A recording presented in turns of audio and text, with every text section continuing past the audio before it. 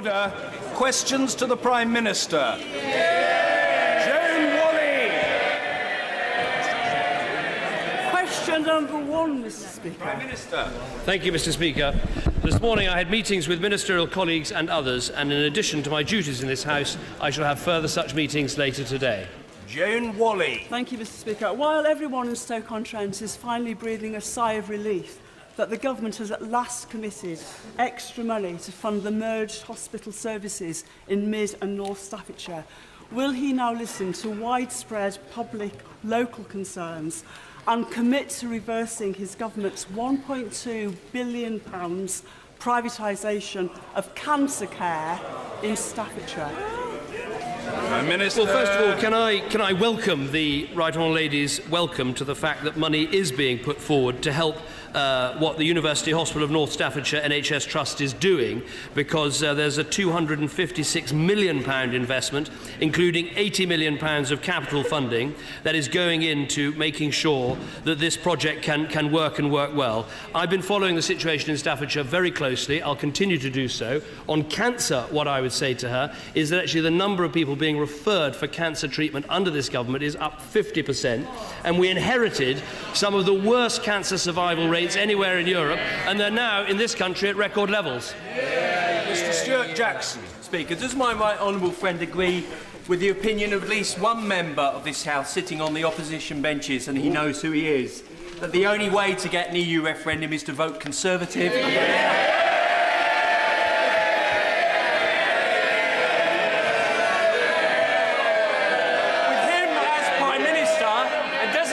Such eminently sound judgment. I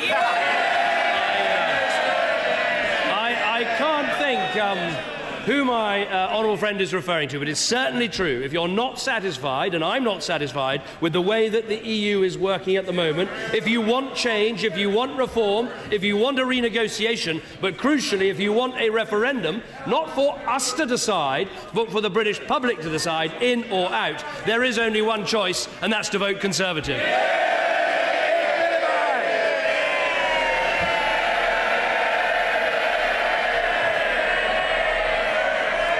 Mr. Speaker, I should say at the outset that I'm speaking through a sore throat, but I wouldn't have missed this meeting with the Prime Minister for the world. Today's full employment is welcome. Every time that someone gets a job, it's good for them and good for their family.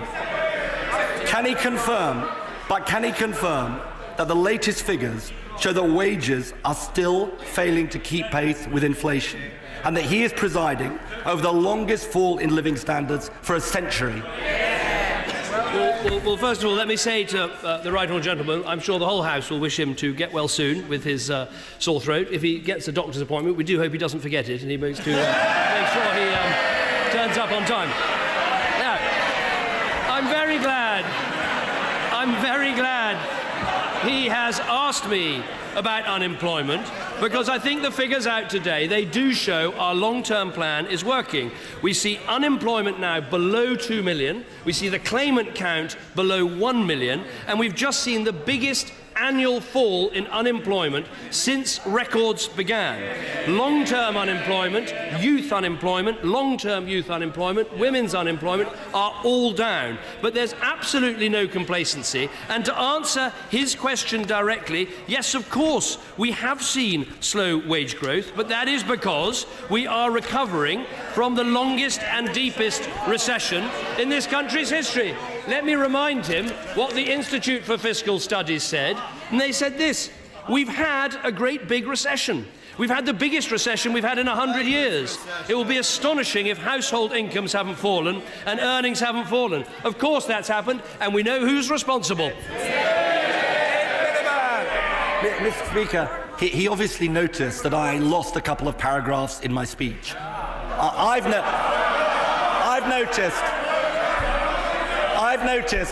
noticed that since we last met, he's lost a couple of his members of Parliament.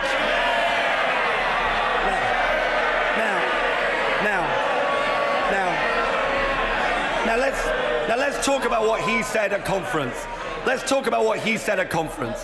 Before the last election, he lectured the Tory party and said this: you can't talk about tax reduction unless you can show how it is paid for. The public aren't stupid.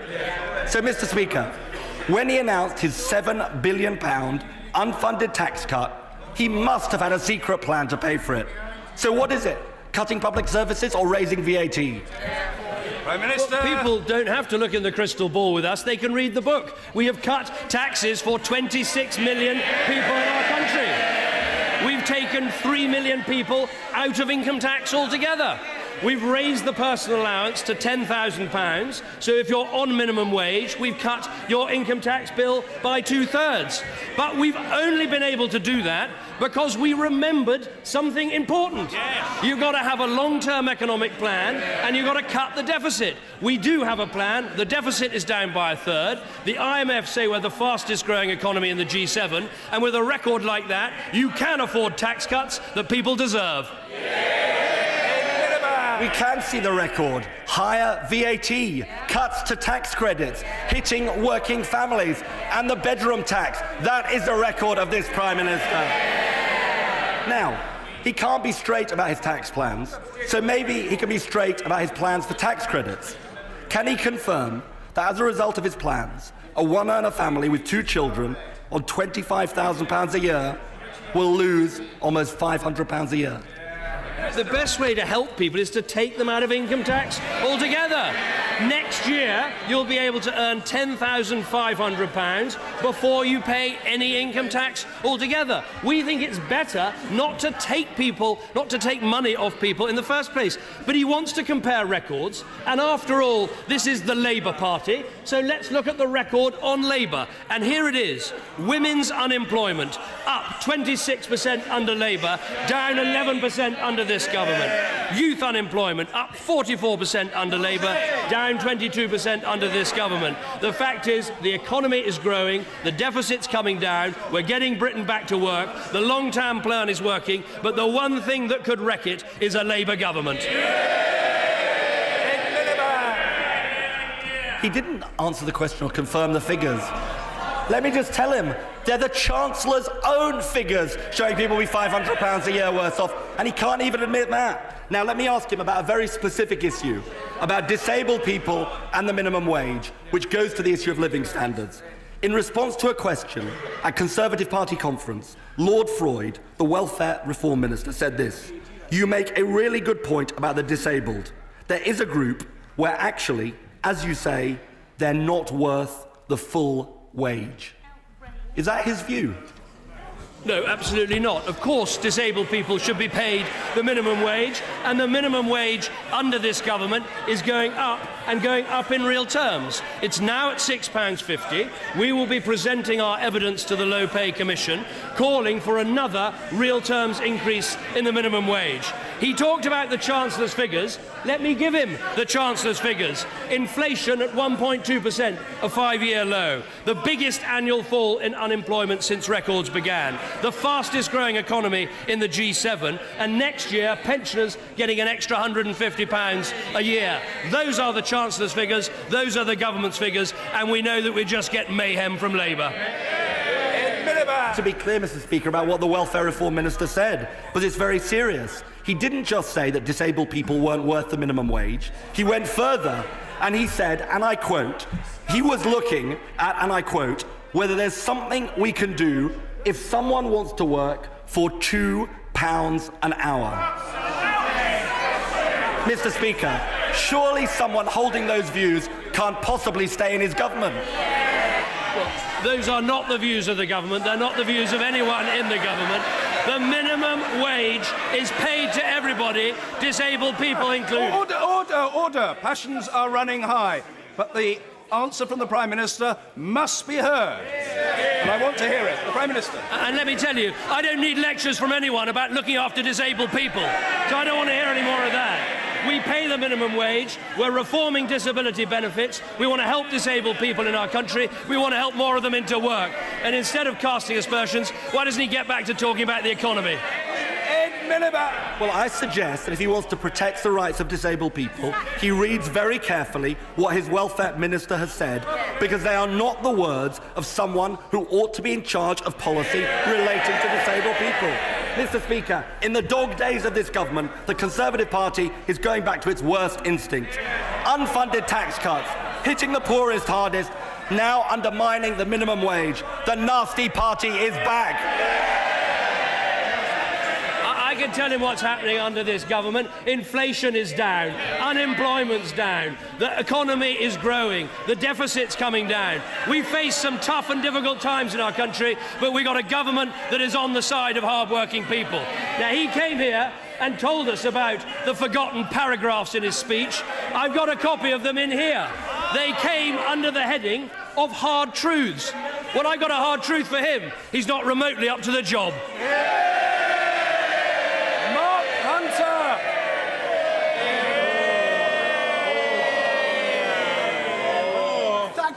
Thank you, Mr. Speaker. Mr. Speaker, hundreds of thousands of people across the United Kingdom have their privacy invaded by the menace of nuisance phone calls every day of the week. These unwanted and intrusive calls blight the lives of far too many of our citizens. Does the Prime Minister think that the government have done enough to tackle the problem, and will he support stronger action against the perpetrators? Well, I'm very happy to look at what my honourable friend says. We do have the TPS service that helps people avoid a lot of these calls, but I have heard pressure for more to be done, and I'm very happy to look at what he says. Kerry McCarthy. A survey I did of GPs in Bristol this summer showed that they're at breaking point. The workloads have doubled, they can't recruit, and surgeries are at serious risk of closure. It was said this week that the Prime Minister didn't have a clue about the NHS reforms. Will he at least acknowledge that it's now harder to be a GP and harder to see a GP on his watch?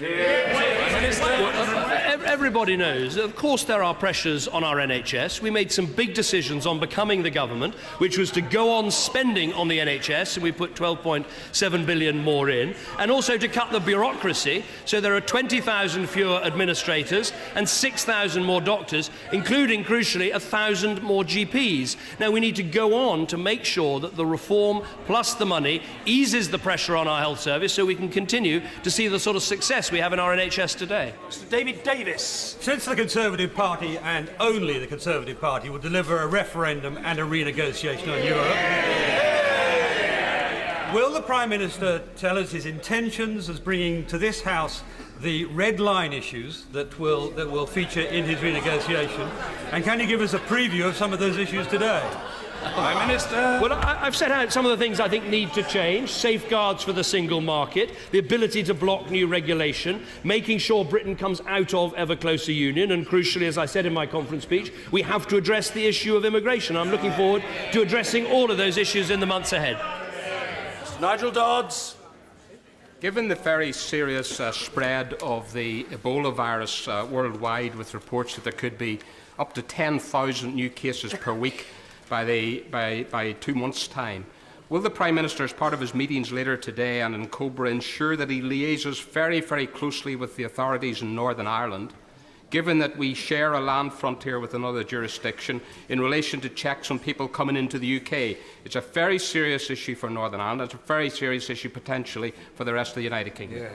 No, I think the honourable gentleman is absolutely right. There'll be another Cobra meeting chaired today by the Foreign Secretary. I'll be chairing one tomorrow. We're looking at all these issues about where people are arriving to and cooperating properly with all the devolved authorities. It is worth stressing there are no direct flights from Liberia, Sierra Leone or Guinea into the United Kingdom, so we're talking about people who come here indirectly, and that is why it's so important we put in place the screening processes starting at Heathrow, but to be rolled out more as the days go by. I'm absolutely convinced that we will do everything we can to keep this country safe, and I'll make sure that proper liaison not only with Northern Ireland but also with the Republic takes place. Mr. Robert Halfon. Thank you, Mr. Speaker. Is my honourable friend aware that youth unemployment over the past couple of years in Harlow has been cut by 53%, general unemployment by 43%, and the number of apprentices gone up by 82%, and tax cuts for thousands of lower earners? Does this not show that we are the true Workers' Party now, and the modern trade union movement for hard-working people? First of all, can I congratulate my honourable friend on all the work I know that he does locally to help promote jobs, to help promote apprenticeship and to promote training. He's absolutely right. A 56% decline in unemployment in his constituency. But let me stress, there is still more work to be done. We've got to stick to our long-term economic plan. We're not immune from the pressures, including the problems in the Eurozone. And so we need to stick to the plan and do everything we can to get even more people back to work. Mr. Adrian Bailey. Thank you, Mr. Speaker. In the light of the National Audit Office estimate that £750 million cost to the taxpayer of the sale of Royal Mail, what measures will the government be taking to ensure that when it sells Eurostar, the City gravy train will not be taking the taxpayer for a ride yet again? Well, first of all, let me say to the honourable gentleman, there wasn't a cost to the taxpayer of the sale of Royal Mail. There was a benefit to the taxpayer because for the first time we had a receipt in for the sale and we no longer had, as we did in the Labour years, loss after loss after loss. Now, we are looking at expressions of interest for the business that he referred to, and we'll make sure that we get value for money for taxpayer if we look to involve the private sector. Mr. Richard Graham.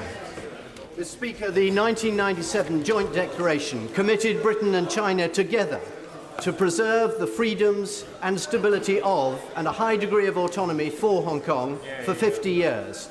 Recent large demonstrations there show that the people of Hong Kong have real concerns over proposals for the election of their next chief executive. Does my right honourable friend agree with me that we should do everything possible to encourage the governments of Hong Kong and China to find ways for the widest possible choice in this important election, and that is vital to the stability of Hong Kong and the interests of both Britain and China? Minister. Yeah, I agree with my honourable friend that it is important that democracy involves real choices. And I also think we should be very clear about the importance we attach to the 1984 Joint Declaration, because, of course, that Joint Declaration makes very clear that the current social and economic systems in Hong Kong will remain unchanged, including the lifestyle, and it talks about rights and freedoms, including those of person, of speech, of the press, of assembly, of association, of travel, of movement, and indeed of strike. These are important freedoms jointly guaranteed through that Joint Declaration, and it is that most of all we should stand up for. Graham Jones. Thank you, Mr. Speaker. Proposed cuts to GP funding, proposed closure of a walk-in centre in Accrington, proposed cuts to the GP practice that's in Accrington, Victoria, A&E in special measures, the police taking constituents to A&E at Blackburn Royal in police cars, the NHS in my constituency is in crisis. What can the Prime Minister ever do to my constituents with the broken promises that he's given to assure them that the NHS is safe? What I'd say to the honourable gentleman is that we are not cutting the spending on the NHS, which is what his front bench recommended at the beginning of this Parliament. We are spending £12.7 billion more on the NHS, and if we look at his own clinical commissioning group in East Lancashire, the funding this year of £490 million is going up by 2.14%. That is an increase of more than inflation. That is our policy. That is not the policy of the Labour Party. David Ward. Thank you very much, Mr. Speaker. The Palestinian ambassador, Mr. Hassassian, has described Monday's vote on the recognition of the Palestinian state as a momentous vote. Indeed, it was.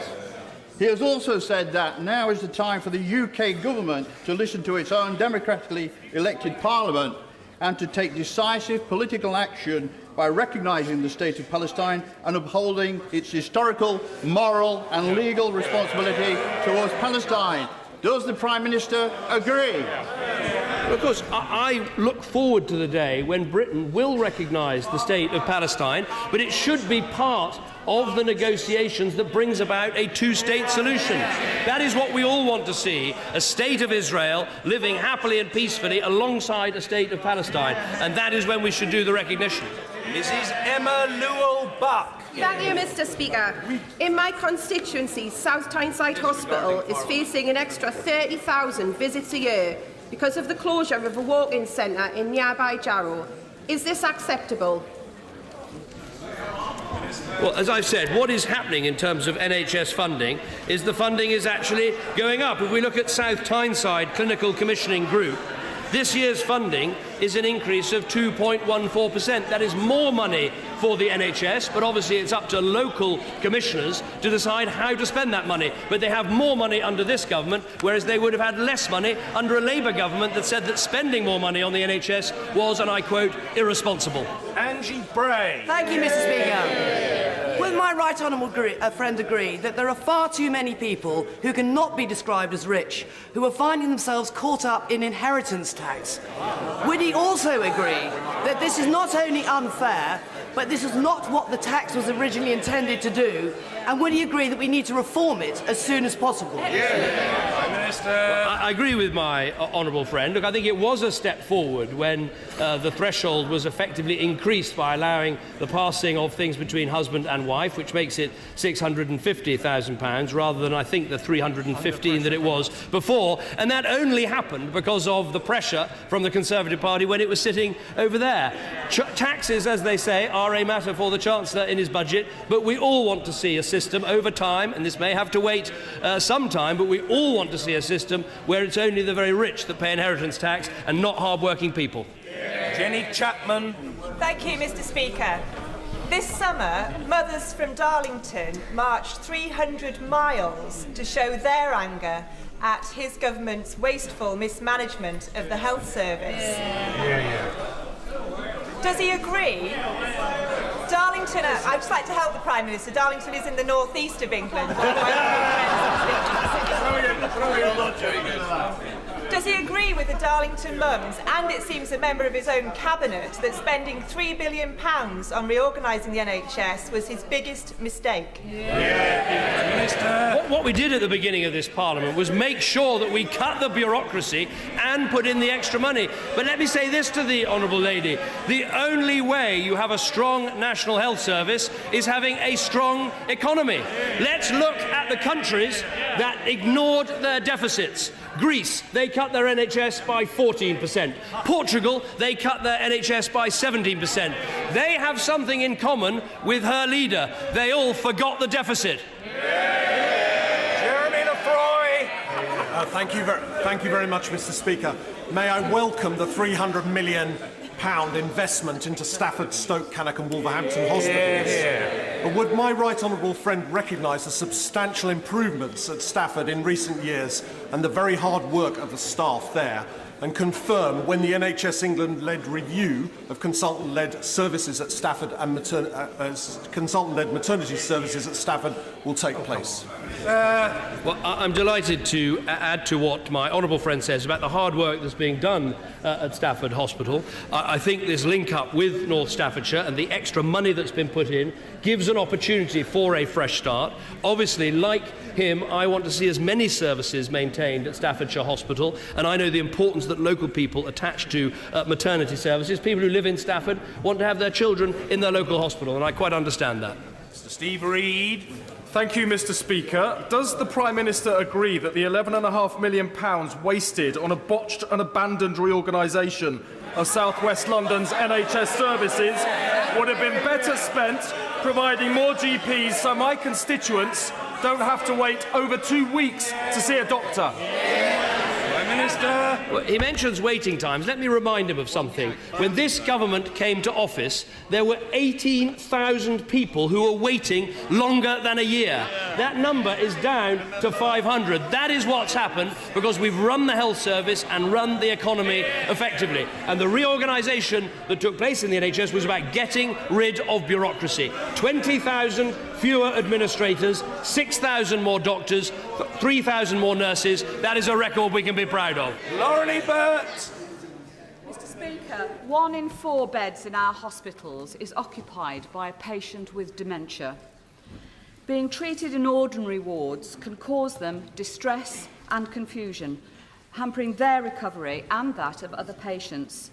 Would the Prime Minister agree with me and with health practitioners in my local hospital in Solihull that patients with dementia should be cared for by specially trained staff and, where necessary, in separate wards? And will he support my campaign to make it so across England? I think in dementia we face an enormous challenge in our country and indeed across the world, because so many people have this condition and so many people are likely to get it. What this government has done is increase massively the research that's going into dementia.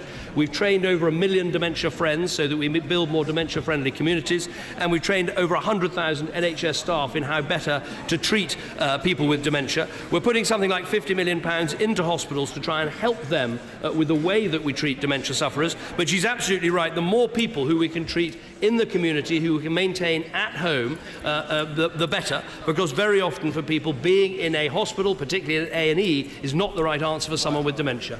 Barbara Keeley. Thank you, Mr. Speaker. My constituent Alan Henning was brutally murdered by the self-styled Islamic State. In Eccles, we have lost a local hero who ignored his own safety to take aid to children in need in Syria. People from across this country have told me that they believe this noble sacrifice should be recognised in some way by a national honour and by support for his widow and children. Can the Prime Minister tell me if he supports these ideas and what we can do to progress them? Prime Minister. Well, I will look very carefully at the suggestion that she makes, because I think she's absolutely right that Alan Henning was a hero. He went to serve others. He went with no thought of his own safety, but it was about helping other people in their time of need. He was an entirely innocent man, and the fact that he was murdered in such a brutal fashion demonstrates the dreadfulness of the people that we are dealing with in ISIL. I know that people in Eccles and in Salford miss him greatly. I spoke to his wife, who the family have been incredibly brave, and I think she makes a very good suggestion, which I'll take away and look at. Mr. Raymond Chishti. Thank you, Mr. Speaker. Will the Prime Minister join me in congratulating the excellent Conservative-run Medway Council for securing nearly £30 million from the government's National Growth Fund, which will further help improve economic regeneration in the local area, taking into account that youth unemployment in the local area is down, unemployment overall is down, apprenticeships are up, business creation is up, jobs are up, which clearly shows that our long-term economic plan is working both locally in Medway and nationally across the country.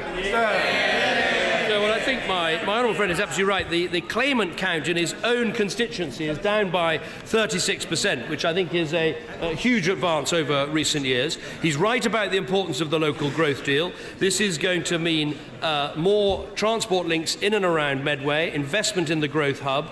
It's a total of £442 million of growth funding has gone into this deal. And like him, I've got a feeling I'll be spending some time in the Medway towns in the months, years, in the weeks to come. Mr. Douglas Carswell. My honourable friend, the member for Richmond Park, will be pressing amendments to ensure the recall bill makes MPs meaningfully accountable to their constituents. Real recall. Will the Prime Minister now support these amendments in order to honour the promises on which he sought office in 2010? Prime Minister. We made very clear that we wanted to see a recall bill come in front of Parliament and be voted on, and I'm delighted that we are keeping that promise, and the second reading of the recall bill will be happening very soon in this House. I will look very carefully at all amendments that come forward, because frankly, getting this bill together, I think we've come up with the minimum acceptable for recall, but I think there's a lot of very good arguments to be had about how we can go further, and I look forward to having them in the House of Commons. Richard Harrington. Thank you, Mr. Speaker.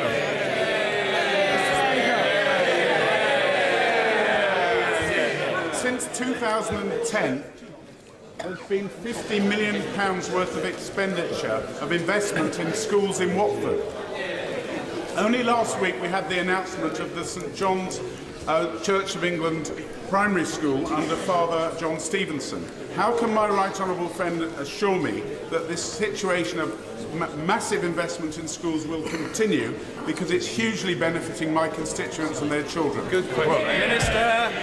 Well, we are spending £18 billion on school buildings in this Parliament. That is more than Labour spent in their first 2 terms of office combined, and I want us to see that continue. I think what we're seeing in our schools is not just the this important building work, but we're seeing a massive change in culture and leadership as we see standards rise and we see school after school really transformed through their results. And I know that is happening in Watford as elsewhere. And so what we must do is carry on with this programme, carry on with our reforms, and make sure we give more young people the chance of a good start in life. Nick Dakin. Thank you, Mr. Speaker. Today, Tata's announced that it hopes to sell its long products business, including the integrated steel site at Scunthorpe. People are understandably concerned about this. Will the Prime Minister meet with myself and a cross-party group of MPs whose communities are affected by this decision to make sure there's a bright future for long product steel in the UK, which underpins so much of British manufacturing? Prime Minister.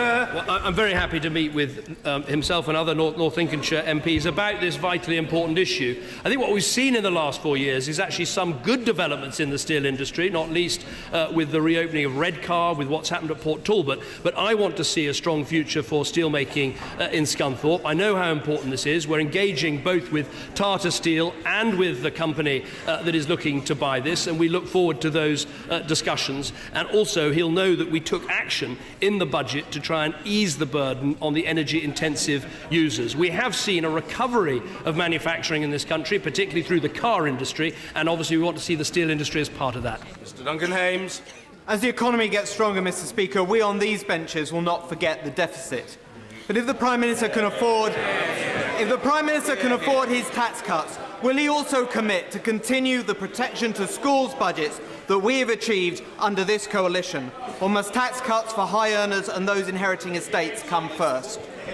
Well, as my honourable friend knows, the truth about all these things is we can only afford a strong school system and a strong health system if we maintain a strong economy. And that's why he's absolutely right. We mustn't forget about the deficit, as the Leader of the Opposition did. We've got to make sure we keep getting the deficit down, make sure we keep getting the country back to work. But the truth is, as we stand here today, the British economy is growing, more people are getting into work, we're making good progress on all our economic plans, but there's no complacency because we face real challenges in terms of what is happening in the rest of the world. But the biggest threat to the British economy is sitting a few feet away from me. People who have learned absolutely nothing. They would borrow more, they would tax more, they would spend more, they would take us right back to the start. Meg Hillier. Thank you, Mr. Speaker. Mr. Speaker, the people of Kobani in northern Syria are desperately fighting off attack from ISIS. The UN Secretary-General has asked for immediate action to tackle and support the beleaguered civilian population. What is the UK government doing to try and make sure that massacre is prevented in Kobani? Well, of course, we are taking action over the skies and in Iraq, but we fully support the action that America and other states are taking, including Arab states, over the skies of Syria, which has had some effect in terms of the town about which she speaks. I think there is a case for Britain doing more, but I recognise that right now what we've got to focus on is the air power over Iraq, the training of an effective Syrian national opposition, because in time the right answer for Syria is the same as the right answer for Iraq. A government that can represent all of its people, armed services that can fight on behalf of all of their people, and Britain should play its role in making sure that happens. Last but not least, Mr. Nigel Adams. Thank you, Mr. Speaker. Will the Prime Minister join me in thanking the 45 companies and organisations who attended my 4th jobs fair last week? Would he also thank Selby College for putting on the event and the staff at Selby Job Centre Plus, and welcome the fact that unemployment in Selby and Ainsty is now down by over more than a half since the last election? I congratulate my honourable friend on holding these jobs fairs. I think these have been a very effective way of helping people who are looking for work to get those jobs. If we look at Yorkshire and Humberside overall, across the year we've seen a 46,000 reduction in unemployment. So this does demonstrate that unemployment is coming down right across our country, but we've got to stick to the long-term economic plan that's delivering. Order.